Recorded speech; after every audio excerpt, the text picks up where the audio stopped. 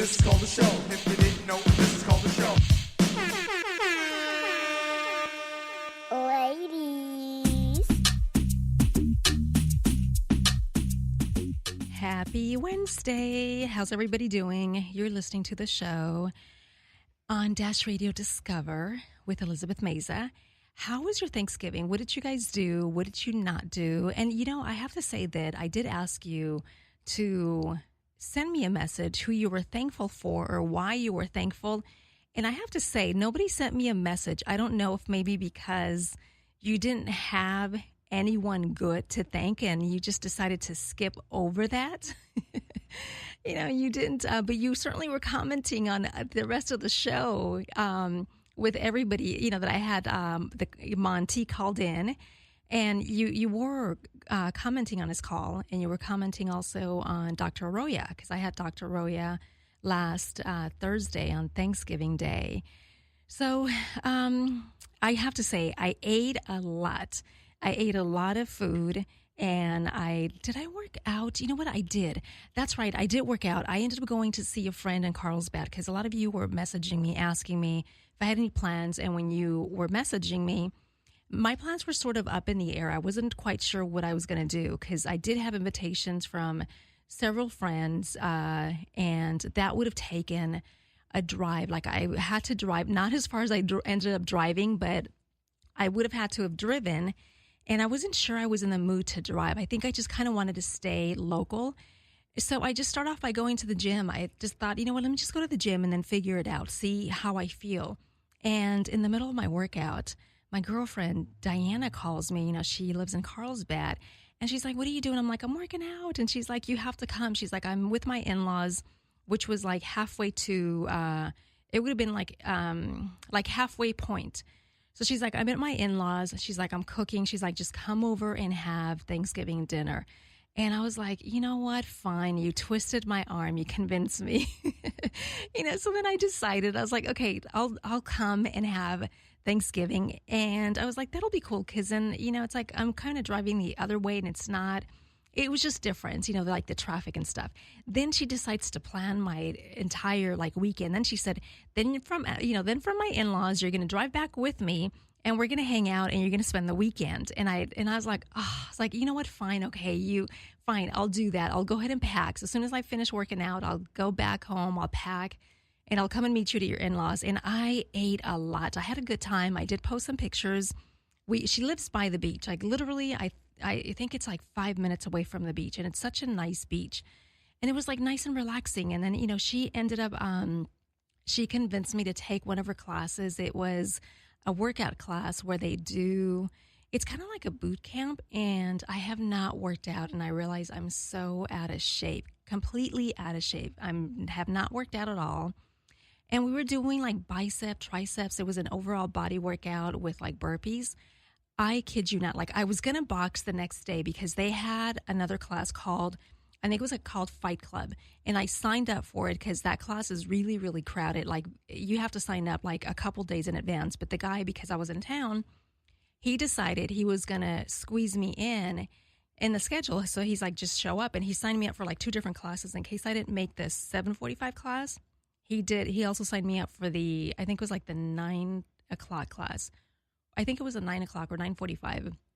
I ended up not going to neither class because the next day I was sore. Like my entire body was sore. Like my bicep, triceps, my, you know, abs, everything was sore. Then I realized, oh my gosh, I'm so out of freaking shape.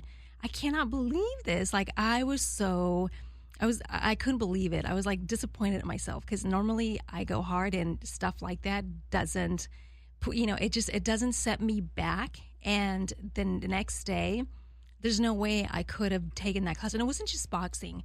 It was like, you had to do like the ropes. It was like a whole thing of workout. And it was like workout. I don't even know how you call this, but I don't know if it's like workout, not sprint, but you know, it's one of those routines. Maybe it's kind of like boot camp where you do different things constantly and there's no rest. So, you know, what you do, it's like you do like the medicine ball, and I think it's like 25 pounds. You do the medicine ball, you have to like carry it over your head, and then you have to like drop it down and catch it. And like when you drop it down, you have to squat and catch it.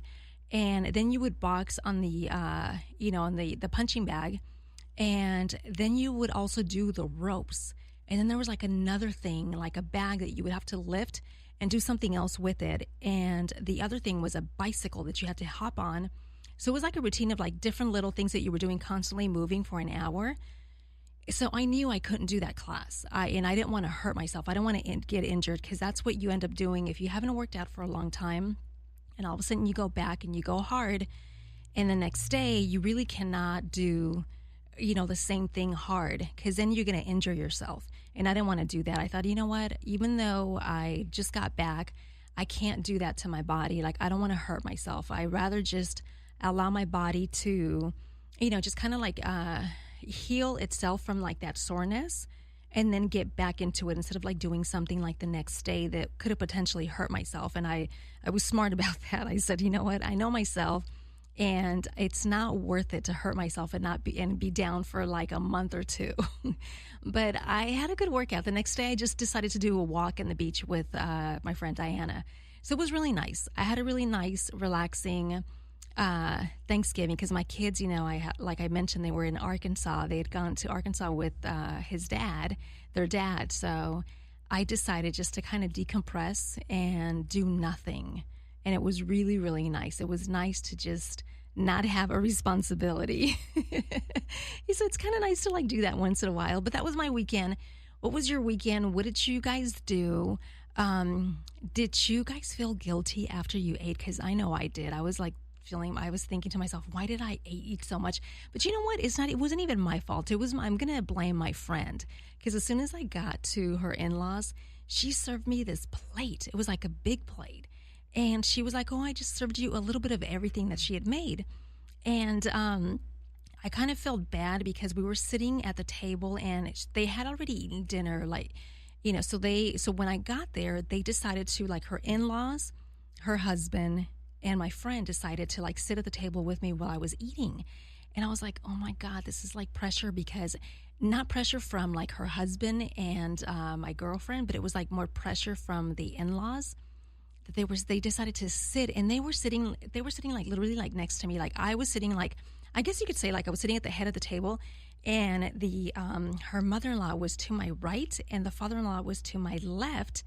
And then my girlfriend was like next to her, and then her husband was right across from me. And I felt kind of bad, and I was like, oh my gosh, I have to finish my food, because if you, like, her in-laws are very, very conservative, like extremely conservative, so I knew I had to finish my plate. And I was like, oh God, I'm like, I have to finish my plate. And she gave me a lot. And it was really bad enough that, her mother-in-law she made fresh cranberries, and she put it right next to me, and I didn't get any, I just didn't eat any of it. And she pointed that out. She's like, you didn't even touch the cranberries that I made. And I was like, yeah, I'm so sorry. It's just that I don't really like cranberries, but, I'm really sorry. So I already felt bad, and then she like made a pie, and she wanted me to have some pie. And, I ended up eating pie, because I was like, you know what? I have to eat something that she made, because then she's going to think that I'm being, that I don't want her to think that I don't want to taste anything she made, because my friend pretty much made everything except the cranberry sauce and the apple pie. Like, her mother-in-law made those too. So then I kind of was forced to like eat some pie, because then I ate a little bit, and she's like, no. She goes, you need a plate. Let me bring the plate, and here's a spoon. Serve yourself. She was like standing over me. So I ended up like serving some pie, and I was like, oh God, I'm like, this is too much. And I was paying for it, because the next day actually not even the next day, the same night, I started feeling kind of nauseous, like my stomach was telling me that was a little too much. You ate a lot, and it was like too rich, So it took like the entire next day. And I remember like working out, and by the time we finished, like, because we took that class the next day. So when we finished the class, I ended up not having lunch until, I think it might have been later after, because after the class we went shopping for, because she needed lettuce and stuff for our salad. And we ended up not having lunch until like 1 o'clock. And I wasn't hungry before then, because I was so full. And all I remember her saying is like, shouldn't we get something, or like a pastry? I'm like, a pastry before we work out? I was like, no. I was like, I'm full. I am so full. She goes, are you sure? She goes, don't we need something? I was like, I don't need anything in my stomach. I was like, I'll just have, so I had a couple of sips of like black coffee and that was it. But she ended up having a little something and I was like, I can't. I'm like, my body is so full that my body's like, no. It's like, you need to work out and then you can, eat something, but it would have to be something super, super light. You know what? I'm like running my mouth so much and I haven't even mentioned who my guest is. Do you guys recall a few months back, I had Michel Pascal, and he is into meditation. He's a meditation coach. When I brought him on the show, he came in to promote his meditation for daily stress book that we talked about. And we also mentioned that he had performed at Carnegie Hall. Cut to now, he's on to doing like bigger things. He just opened a meditation facility in Catalina Island, and he also has a duet that he is done with Earth, Wind, and Fire. And he also is going to perform again at Carnegie Hall. I don't know why, but every time I'm going to say Carnegie, I want to say Delhi, but it's not Delhi, it's Hall. I don't know why I do that. Welcome to the show, Michael. How are you? Thank you, Elizabeth. I am so happy to be with you, to be with your good energy. We need good energy in this world. Thank you so much. That's how I feel, every time I have you. It's like the last time I had you on the show, everyone that listened to the show kept saying that it was like the show was like very engaging. Like they found themselves being in the moment with you. And, it's like they found themselves like being, calm and at peace, even when you were here. I don't know, but there is something that we know, you, me, or everyone, we need to be calmer in our daily life. Because anyone, we know that if we are stressed, we don't feel good. Mm-hmm. It's the same thing with the food. When you explain that when we eat too much fat, too much sugar, too much rich, we don't feel good. Yes. It's the same thing. When we have too much thought in the mind, we are tired, we are exhausted, and we are depressed. Mm-hmm. So stress, it's like fat. We need to lose weight. We need to lose stress. I know, it's so bad. Like I was just thinking, when I was thinking, I have to bring you back, not just because of everything that you've been doing, but also because, now it's November. It's like the end of the year. And this is when usually like the stress level goes up for everyone in the world. And, I'm just thinking that it's also because there's so much pressure, with the holidays that are here, like Christmas. It's like I know that people have different types of situations. Sometimes it's either because of health or because maybe, they don't have that extra funds, to be able to provide gifts, for like their family, their spouses, their kids or anything. And there's so much pressure that it just like the stress level goes up higher. And, it's just like not... It's just like, it's not a healthy thing. And I was thinking, I need to bring Michael back because I need to see if there's anything that, people can practice and do to kind of help them, deal with the season of like, having so much pressure. It's very interesting what you say because it's like the syndrome of the Monday morning. Mm-hmm. Monday morning, it's after the weekend. So when we go back to the daily life, to the job, the Monday morning, we have in America the highest rate of suicide. Too much pressure. Oh. And also it's interesting to see that beginning of January, just after the feast, in America, this is also the highest rate of suicide per year. Beginning of January. Really? Because there is exactly that you explained, there is a sort of overdose of pressure for the feast. I need to be ready. I need to buy gift. It's a sort of collective pressure. Yeah.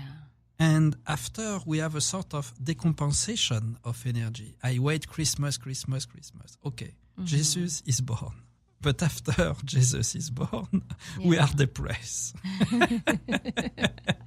So for me, the key it's to re-educate our mind in the stressful situation. For example, me,